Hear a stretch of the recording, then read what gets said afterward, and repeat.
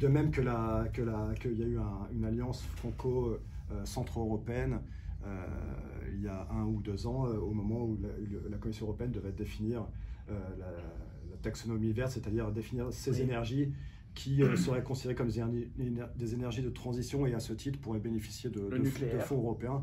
Et le nucléaire ne devait pas en faire partie et finalement il devait être considéré comme une énergie propre de transition à soutenir avec des fonds publics européens. Et Corentin parlait de cette alliance justement entre franco-centro-européenne à laquelle on peut aussi ajouter la Serbie d'Aleksandar Vučić, grand allié politique de Viktor Orban, qui lui-même a fait part de son vœu d'avoir un petit bout du gâteau dans l'extension de la centrale nucléaire de Paks. Donc on ne sait pas dans quelle mesure exactement, mais c'est vrai que la Serbie aussi voudrait s'impliquer dans le projet. Alors, parce que tu m'as dit ça avant l'émission, tu m'as surpris parce que je n'ai pas suivi ça. Qu'est-ce qu'ils peuvent faire les Serbes? C'est pas encore très clair. En fait, ça a surtout été évoqué notamment lors de cette fameuse rencontre, donc le sommet. D'une part, lorsque Orban s'est déplacé à Belgrade, c'était il y a quelques mois de ça, me semble-t-il. C'était il n'y a pas si longtemps, un peu avant l'été, quand il est allé voir Vučić, quand il s'était rencontré à Palić, je crois.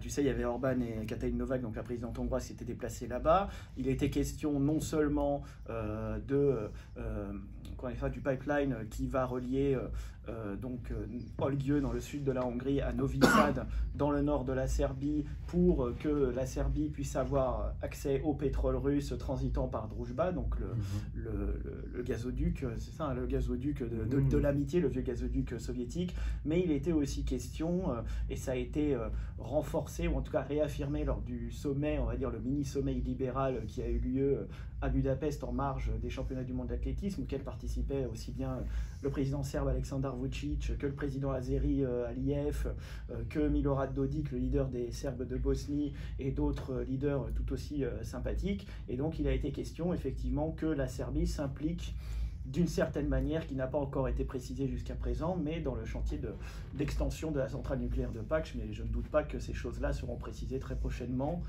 Et Aleksandar Vučić, qui d'ailleurs reviendra très prochainement à Budapest pour le fameux sommet démographique qui aura lieu les 14 et 15 septembre. Peut-être qu'ils vont fournir un helpdesk.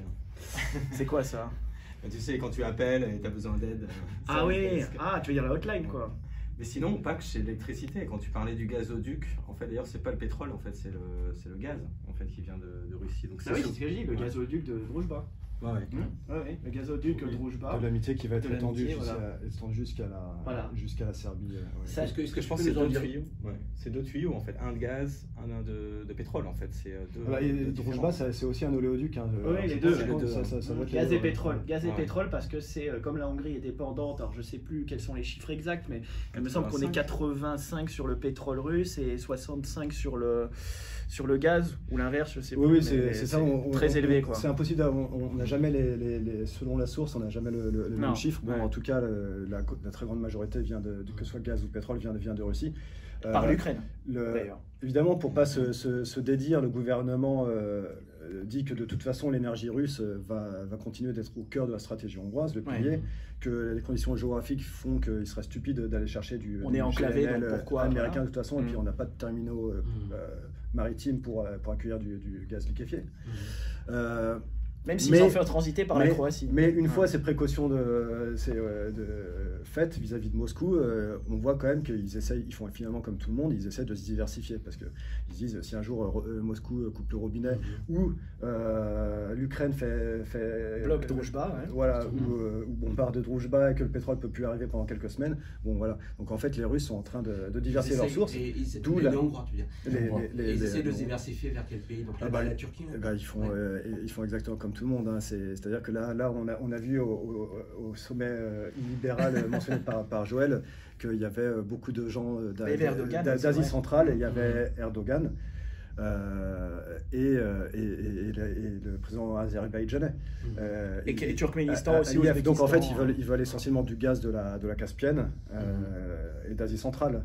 Et peut-être même et du Qatar, bien sûr. Il y avait l'émir du Qatar qui était ici, qui a eu le droit à la visite personnelle du Parlement par Viktor Orban. Et Siarto était allé là-bas. S'est fait présenter la Sainte Couronne. Donc lui, là, c'était vraiment le VIP, le VIP de la rencontre. Il n'a pas fait mettre sur la tête. Il voulait pas racheter le Ferencváros, non? Viktor Orban a essayé de lui mettre sur la tête et le Qatari a refusé. Donc en fait, voilà. Derrière, c'est voilà, en fait, finalement, la géopolitique hongroise n'est pas si différente que les autres pays. Et après, juste d'un mot pour, non pas contourner, mais il y a l'histoire d'import de pétrole par voie maritime. Il se trouve qu'il y a un conduit, si on pourrait appeler ça comme ça, qui part justement de l'île de Krk en Croatie et qui permet d'acheminer justement du gaz liquéfié depuis le port de Krk. Et la Hongrie, qui n'a pas encore utilisé ce fameux Krk, pardon, là je viens descendu. Et il faut aussi dire que la Hongrie, depuis 2020, je crois, possède un petit lopin de terre, ou plutôt un petit lopin de mer dans le port de Trieste, qu'elle n'a toujours pas utilisé. D'ailleurs, il y a une enquête du média d'investigation Atlato à ce sujet, où en gros, le bout de terre hongrois ou le bout de mer hongrois est complètement vide et ne sert à rien, et de toute façon n'a pas la place pour accueillir des grands supertankers. Enfin bon, bref, un espèce de... On pourra plus dire Durand-il que c'était l'amiral d'un pays sans flotte. Il y aura peut-être un hôtel. Voilà, va savoir. Un petit Ungest Hotel de Messaroche ou autre. Mais en tous les cas, ça pourrait être aussi pour la Hongrie une piste, si toutefois elle consentait à élargir ce petit bout de mer pour pouvoir importer. Ça va être difficile d'élargir le bout de mer, mais par contre, le petit lopin de terre, on n'est même pas sûr qu'il soit vraiment constructible. En tout cas, symboliquement, c'est important pour l'endroit de retrouver un accès à la mer. Moi, je pense que c'est très symbolique en fait cette histoire, parce que oui, ils ont acheté ce lopin de terre et ensuite, à mon avis, ils sont incapables d'acheter ce qui est à côté. Et est-ce qu'ils ont vraiment envie d'investir dans des infrastructures portuaires? C'est pas la priorité. Voilà. Donc tu me disais que paradoxalement le gaz ou le pétrole russe traverse l'Ukraine pour arriver en Hongrie. Et il y avait une anecdote assez sympa sur les tanks ukrainiens. Ça, c'est en fait, il se trouve que les tanks ukrainiens tournent avec du pétrole russe qui arrive de Hongrie. Donc c'est assez paradoxal justement quand on connaît non seulement le contexte d'invasion de l'Ukraine par la Russie, mais aussi la proximité justement entre la Russie de Vladimir Poutine et la Hongrie de Viktor Orban. Donc ça c'était pour l'anecdote, mais on parlait de pétrole. Les avions de chasse russes tournent avec le pétrole de Total. Ça va être une des révélations. Diplomatie. Peut-être pas tous, mais voilà. Total est démenti. Non, on n'a pas moyen de traçabilité, de savoir que c'est bien notre pétrole. Mais effectivement... On n'a pas de pétrole, mais on a des principes. Effectivement, les tanks russes font la guerre avec du pétrole russe, mais qui a été raffiné en Hongrie avant de revenir. Voilà. Parce que c'est ça le point en fait, c'est le raffinage justement. Oui, dès qu'on transforme en kérosène, c'est comme le foie gras. On peut mettre origine France si ça vient de Hongrie, qu'on l'a juste un petit peu affiné une semaine en France. Exactement. Le pétrole. Mais comme ça, il perd son. C'est pareil pour les fusées d'ailleurs. Oui, et non seulement en Hongrie, donc à Százhalombatta, mais aussi par l'intermédiaire de la Slovaquie. Puisqu'il y a une raffinerie de Slovnaft qui en fait est le MOL, on va dire, slovaque, qui d'ailleurs appartient à un certain Oskar Világi, qui est le patron du club de football de Dunaszerdae, donc de Dunajska Streda, qui est le grand club, on va dire, de la communauté hongroise de Slovaquie. Là, tu nous as perdu là. Il y a 200 habitants, non? Tout ça pour... non, 25 000 comme on bled, donc ça va. Tout ça pour dire que voilà, la Hongrie trouve toujours des astuces, on est toujours dans les kiskapou à l'ancienne pour contourner les interdictions, les embargos, les restrictions et j'en passe, mais bien sûr avec l'énergie russe au cœur de sa stratégie. D'accord. Donc on a parlé de pétrole, de gaz, de nucléaire. Qu'est-ce qu'il en est des énergies vertes, vraiment vertes en Hongrie? Je suis pas sûr que ça existe. Ça avance, c'est quoi ça? Les éoliens par exemple, c'est absolument pas vert. Ouais. Non, mais ça n'empêche pas, par exemple, le gouvernement Orban d'avoir, justement, on parlait tout à l'heure des liens entre Orban et la Serbie. On peut aussi insister sur les liens avec la République des Serbes de Bosnie, donc la Republika Srpska menée par le séparatiste Milorad Dodik, auquel la Hongrie a déjà donné plusieurs dizaines, voire centaines de millions d'euros pour financer son régime. Récemment, il y a eu une autre enveloppe de 118 millions d'euros qui a été attribuée donc à la Republika Srpska avec laquelle, en tout cas, le régime de la Republika Srpska financerait la construction d'un parc éolien justement près de Banja Luka. D'accord. Corentin? C'est sans transition avec ce que tu viens de dire, mais je reviens à ce que tu parlais des kiskapou à la hongroise, des astuces pour contrôler les embargos. Une anecdote. Dans les années 90, en 1999, quand la Serbie est frappée est mise sous sanctions internationales, est frappée par l'OTAN pour les exactions menées par l'armée serbe au Kosovo. Orban, qui est Premier ministre à l'époque déjà. Premier ministre, et la Hongrie vient de faire entrer la Hongrie dans l'OTAN je crois 2 semaines ou 10 jours avant le début des phrases de l'OTAN contre le voisin serbe, ce qui mettait les Hongrois dans une position très difficile.